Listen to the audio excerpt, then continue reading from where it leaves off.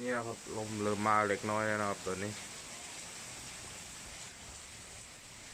นี่มันดูที่วันนี้เป็นร้อนไงร้อนมันเป็นรับมาเมื่อในพอเรศอย่างเงี้ยเมื่อกับมันดูดลมไปนะมันดูดลมดูดหัวหน้าตาเลยดาวทุ่นมันดาวทุ่นโยอ่ะพอโยมาที่มันจะตีกลับเป็นลมน้อยน้อยที่ทางใต้มาเลย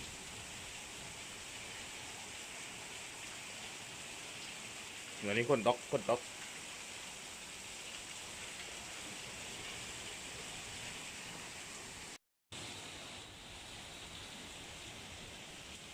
มีเวลาการลื้อนี่ก็แม่มนี่ขนาดเริ่มอย่าลื้อมีถึง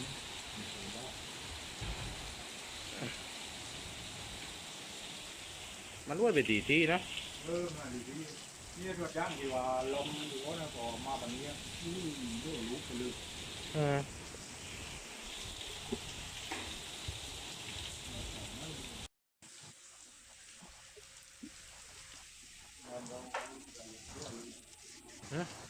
มาโดนไปที่ไกลหัวมันเลยแต่เด็กเรื่องก้อนมันถึงพุ่งน้ำเนี่ยพุ่งมันเลยแต่ว่าถึงมันหยดถึงไม่พุ่งเลยแต่เรื่องเลยผลเสียงถึงนักว่าเลยตอนนี้เวลาจะได้ตีอะไรนี่ว่าตีหนึ่งว่าบ่ายโมงกับบ่ายโมงครึ่งนะตอนนี้ที่มาบอกถึงคนกำลังมานะคนกำลังมานักเลยโอ้ยมาเลยมาแล้วก็เป็นลมม้วนนะจะขึ้นทางไม่ถึงตอนนี้จุดศูนย์กลางเตะอะไรวะเตะบักนั่งเลยเตะเคสบักนั่งเลย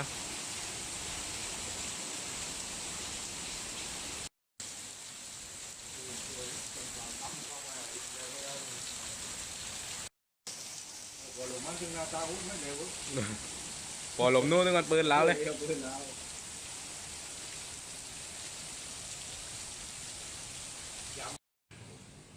รู้แต่ไหนหมดเราเนี่ยโอเค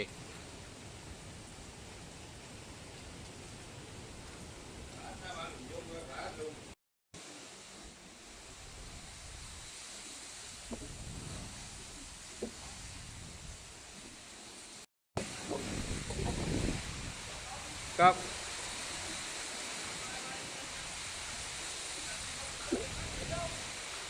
ครับ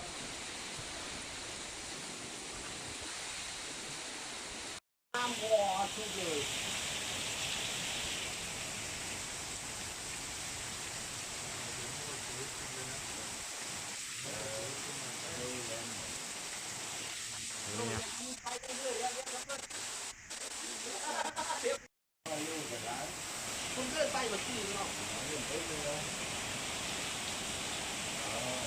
ตอนนี้ประกาศว่าพายุเข้าแล้ว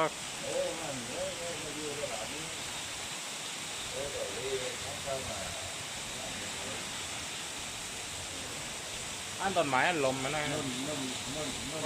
ไฟเอาไฟแดงเป็นทีแล้วครับตอนนี้กลายเป็นพุ่นนักกว่าลมนะครับ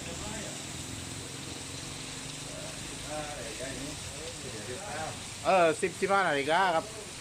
40 นาทีคนใช้ได้นะครับยังอยู่กันทีนี่เลย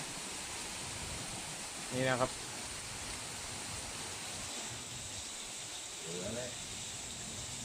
นี่ใช้ได้เลยครับขึ้นแรงมากนี่ครับ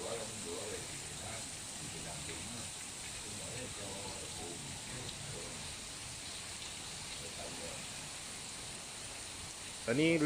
ลมมันจะหีครับแต่ว่าไม่กล้ามาเลยครับแต่ว่ามาครั้งนึงก็คือน่าตกใจเลยแหละตอนนี้ก็คือนี่ครับราคานี่มาแล้วครับราคาไปครับราคาเปิดครับตรงนี้นี่ราคาไปครับ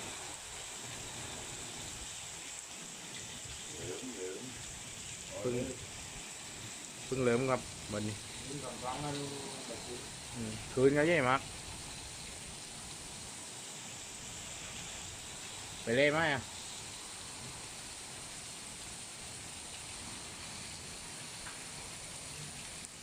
ลมมันจะมาเป็นดีที่นะครับ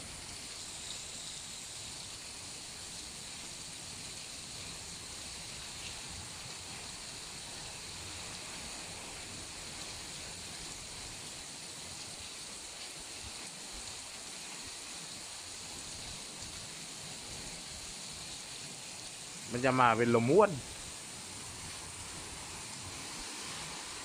ตอนนี้ลมเนี่ยครับอ้วนครับ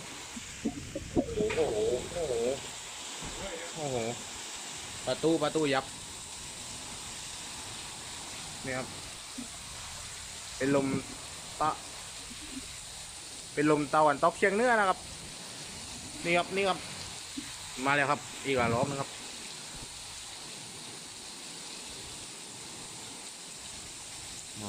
สังเกตได้อยู่ต้นไม้เนี่ยครับ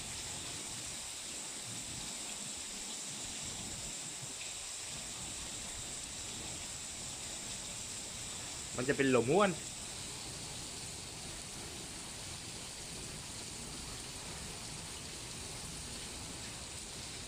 ตอนนี้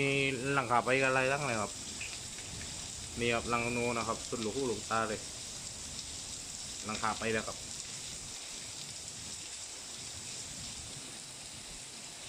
นี่เหมือนกันนะครับเปิดไปแล้วนะครับนี่ครับ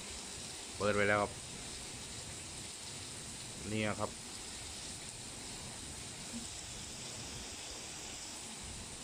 เวลา14 นาฬิกาครับตอนนี้เอ้ยเว้ย นี่16เร็วเลย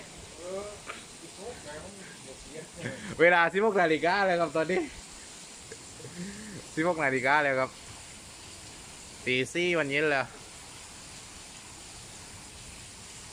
โอเคครับตอนนี้ไม่กล้าออกจากบ้านนะครับลมแรงมากเลยครับมาแล้วครับนี่ครับยอดไม้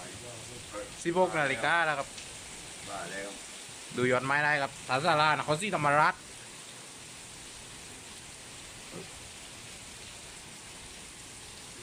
เที่ยวฟ้าโผล่ไปเลยข้างนั้น ให้กินบุญ ช่วยไปเลยนู้นแน่แน่ มาแล้วครับตอนนี้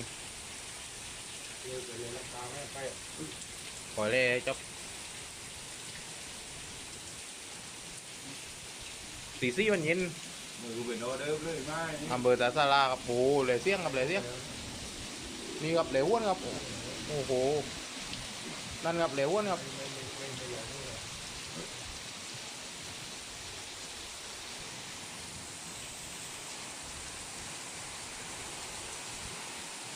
ตาสารานะครับนครศรีธรรมราช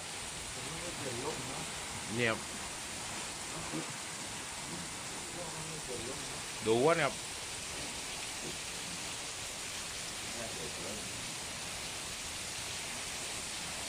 อ๋อนี่ครับหลังคาไปครับหลังคา1 2 3แล้วก็นี่ครับนี่ครับ เดิมแต่ย่อยอ่ะ หลังคาเริ่มทยอยไปแล้วครับตอนนี้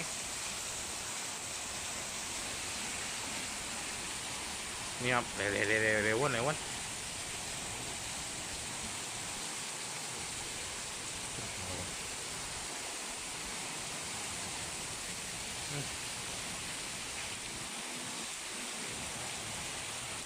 เดี๋ยวพุ่นเลยนะ ข่อยแก้ทีเดียวไม่เพื่อหรอก ว่า จะตัดไฟแล้วยังไม่ต้องมา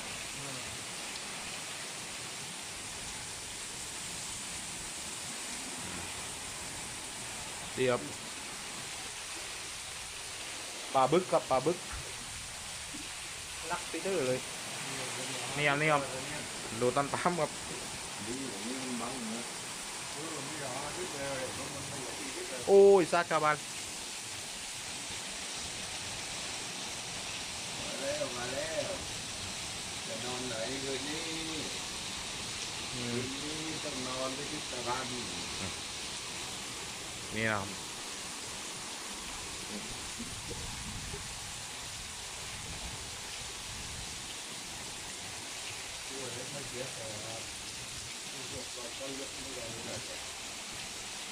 เด้ไปเ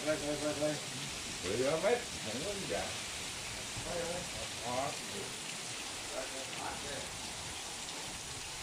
เนี่ยขึ้นนี่เดียวครับผมครับดีครับเอาไว้แค่นี้ก่อนนะครับเดี๋ยวผมยังไม่กินต่อไปครับ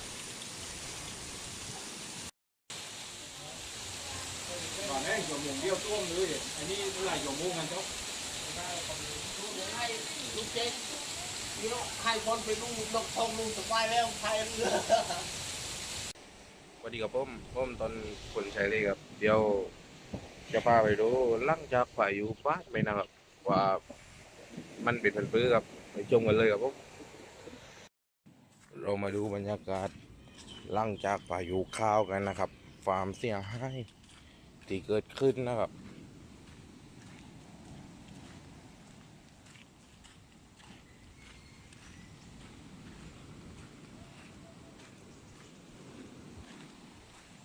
นี่นะครับคืนทะเลสัตว์ต้นมะพร้าวล้อมมัดเลย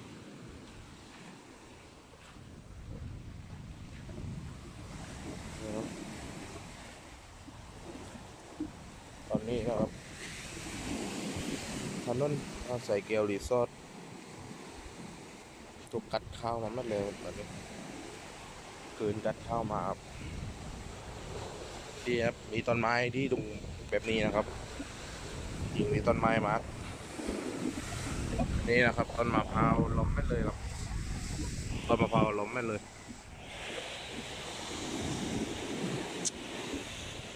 เสียดายพื้นที่นะครับกินเข้ามาตอนนี้คืนก็ถือว่าเศร้าแล้วนะครับแต่ว่าวุ่นที่ตามมานี่ครับตอนนี้ครับนักเลยนะครับ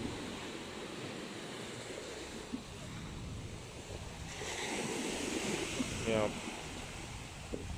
พื้นที่ข้าใส่แก้วนะครับตอนนี้กินข้าวมากันประมาณ3 ถึง 4 เม็ดเลยนะครับ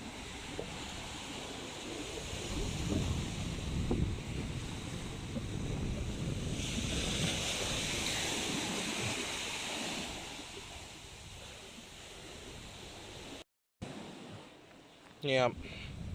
ไปคืนมาคืนนะครับไปคืนมาคืนขึ้นมาถึงนี้เลยนะครับคือว่าครั้งนี้ก็รายแรงมากเลยครับผมบอกไว้เลย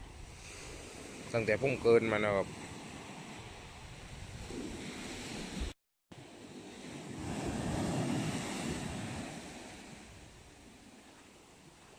เนี่ยครับ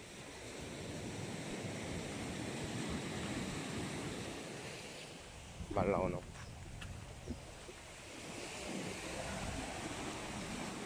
ไม่เลยครับตอนนี้ภาษาลาวรับเต็มๆนะครับ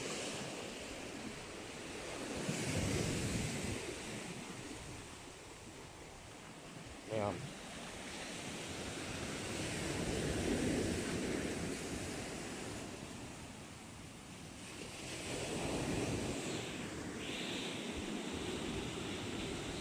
ความเสียหายนะครับตอนนี้ตรงนี้จะเป็นถนนนะครับแต่ถูกตัดขาดไปเลยถนนเส้นเลยครับตรงนี้